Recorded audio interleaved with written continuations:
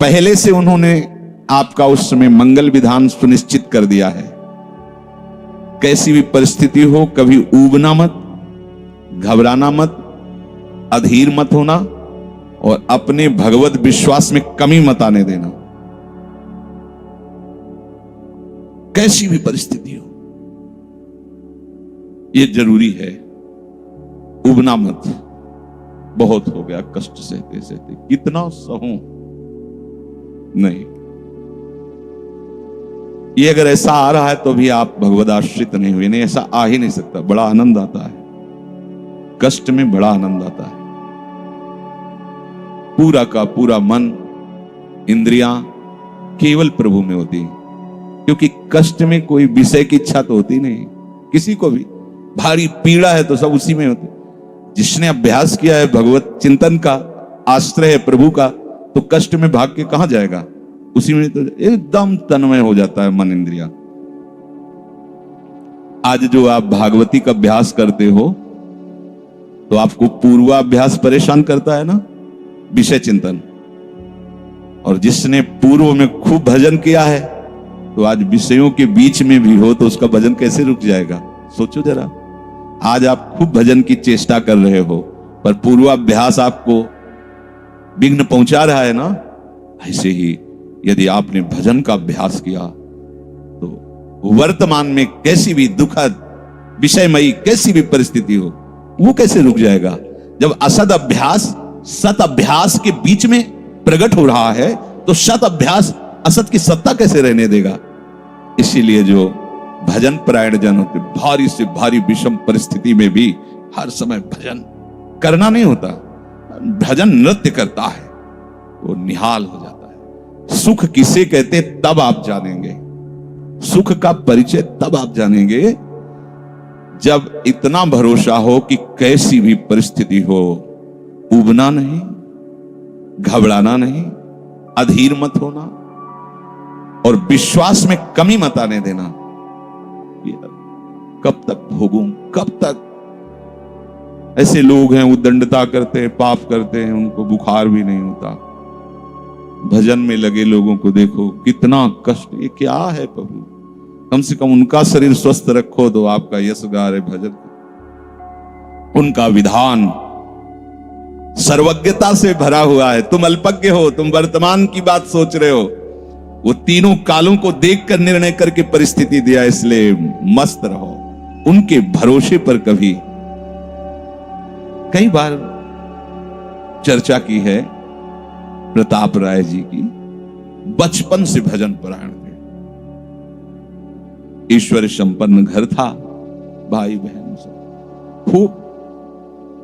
कुछ दिनों बाद माता पिता पधार गए, पूरा अधिकार। ऐसे भजन में डूबे रहते कि उनका व्यापार था कि जैसे कोई धन लेने के लिए आया तो उसके लिए कुछ गिरवी रखना होता था, आभूषण आदि, और जितनी आवश्यकता है आप धन ले जाइए और जब धन मिल जाए तो ब्याज सहित उसमें रख जाना और अपना सामान ले जाना। एक बक्सा रखा रहता था और वो आप माला लिए हर समय भजन करते, बड़े वास्तविक आंतरिक वृत्ति से प्रभु में लगे थे। पर उनकी कुल परंपरा का यह व्यापार था। जैसे सदन जी की कुल परंपरा, तो कुछ गृहस्थ ऐसे महापुरुष जो अपने, भगवान भी कहते पर धर्मो भयावहा सुधर्मो निधनो श्रेया, पर धर्म। वो जो वहां का काजी था उसने देखा कि बिना किसी प्रयत्न के बड़ा आनंद इनके चल रहा है। तो जलन होती, जो भगवत विरोधी जन, विमुख जन होते हैं तो जलन होती है। इसको दूसरे रूप में हम कह सकते हैं कि प्रभु अब उनके भजन का फल देना चाहते थे। दोनों बातें, परिणाम जान गए हैं इसलिए हम कह रहे हैं प्रभु उनके भजन का फल देना चाहते थे। और वो वर्तमान से देखो तो वो द्रोही थे, भगवत द्रोही जन। 3 लोगों ने काजी से मिलकर कहा बड़ा सुख लूट रहा है, हम जाके देखा है, बढ़िया काम बन जाए। वो देखता भी नहीं कि बक्से में क्या रखा गया। तो कुछ कंकड़ ऐसे झोली में, पहले थैली टाइप की झोली होती, गए, प्रणाम किया और कहा हमें 10,000 रुपए की आवश्यकता है, यहां लिखो उसका तारीख दिन और चेक भी नहीं करे, वो इतने विश्वास परायण भक्त थे, अभी तक ऐसा कुछ हुआ भी नहीं था। 10,000 रुपए, थोड़ी देर में दूसरा आ गया, थोड़ी देर में तीसरा आ गया, धन था। 2-3 दिन बाद एक आया, 10,000 का ब्याज, 10,000 रुपए उनका, अपनी जहां रखा हो निकाल लीजिए। थैली निकाली और 2500 लोगों को पहले से काजी ने वहां भेज रखा था, सबके सामने डाले। देखो कितना पाखंडी है, हमारी सोने की सब जो आभूषण थे सब हटा के देखो इसमें पत्थर रख दिया। और हो तले दूसरा आ गया, प्रताप राय जी आपसे ये 10,000 रुपये, ये आपका ब्याज का पैसा। अरे हाँ मेरे भी स्वर्ण, तीसरा है। फिर अब तो जितने गांव वाले थे जो श्रद्धा करते थे कि भक्त है, बड़ा उनका सम्मान था, सब उनके मुंह पे निंदा करने लगे। तिलक लगाए बैठे हो, कंठी बांधे हो, नाम जप करते, तुम्हें शर्म नहीं आती? तभी हम लोग सोचते थे कि कुछ करते हो रहे हो, इतना माला माल हो रहे हो, ऐसी बेईमानी तुम करते हो। काजी आ गया, उसने कहा तुम रिपोर्ट लिखाओ। रिपोर्ट लिखाई गई, बादशाह के पास रिपोर्ट पहुंचाया गई। उन्होंने कहा ऐसे पाखंडी को बंदी बना लिया जाए और सारी संपत्ति जब्त कर ली जाए। प्रताप राय जी ने जब सुना, अवाक, मतलब पत्नी से कहा कि ठाकुर जी की सेवा में बाधा ना पहुंचे, तुम ठाकुर जी को लो, पीछे के मार्ग से निकल जाओ, कुछ भोग सामग्री आभूषण और ठाकुर जी को लेकर चले जाओ। पत्नी ने ऐसा किया, साहब एक बर्तन भी नहीं रहने दिया और उनको हथकड़ी डाल करके जेल में पहुंचा दिया, सब लूट लिया, सब नष्ट भ्रष्ट कर दिया। अब आप देखते जाओ। जब वहां पहुंचे तो जो विरोधी जन थे तो उन्होंने कहा कि ठाकुर के बहुत से आभूषण, बड़ी महंगी मूर्ति इनकी ठाकुर की, इनकी पत्नी, उसको तो आपने बंदी नहीं बनाया। सरकारी सैनिकों ने खोज की तो अपने मायके चली गई थी, वहां से उनको बंदी बनाया, ठाकुर जी को ला करके जहां धन का स्टॉक था वहां रख दिया, आभूषण सब उनके, दोनों को एक जगह हथकड़ी बेड़ी डाल वो ठाकुर जी से एकांत में जेल में कहने लगे कि ये सब लीला तो हमें बर्दाश्त है,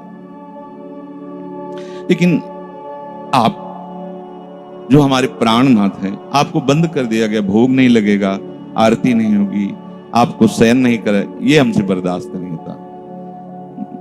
प्राण हमारे ले लो, हम आपकी सेवा के बिना नहीं रह सकते। मुझे ये जो कुछ किया इस तो बर्दाश्त है, पर आप हमारे पास नहीं, आपकी सेवा नहीं, और जीवन भर कुल परंपरा से आपकी सेवा होती, नाथ ये मुझसे बर्दाश्त नहीं होता। साक्षात ऐसी महान स्थिति आगे उनकी वर्णन है।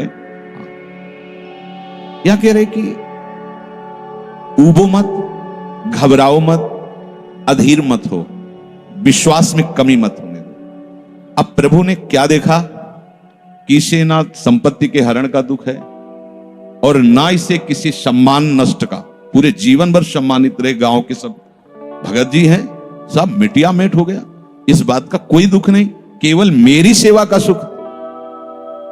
आगे चरित्र में आता है, फिर उन्होंने जो लीला की कि बादशाह चरणों में झुका, पूरी समाज के सामने उन तीनों ने स्वीकार किया मैंने कपट किया, फिर जय जयकार। ये तो उनके 1 मिनट का काम होता है। महाराज जी का ऐसे ही वीडियो देखने के लिए आप प्रेम ज्योति चैनल को सब्सक्राइब अवश्य करिए।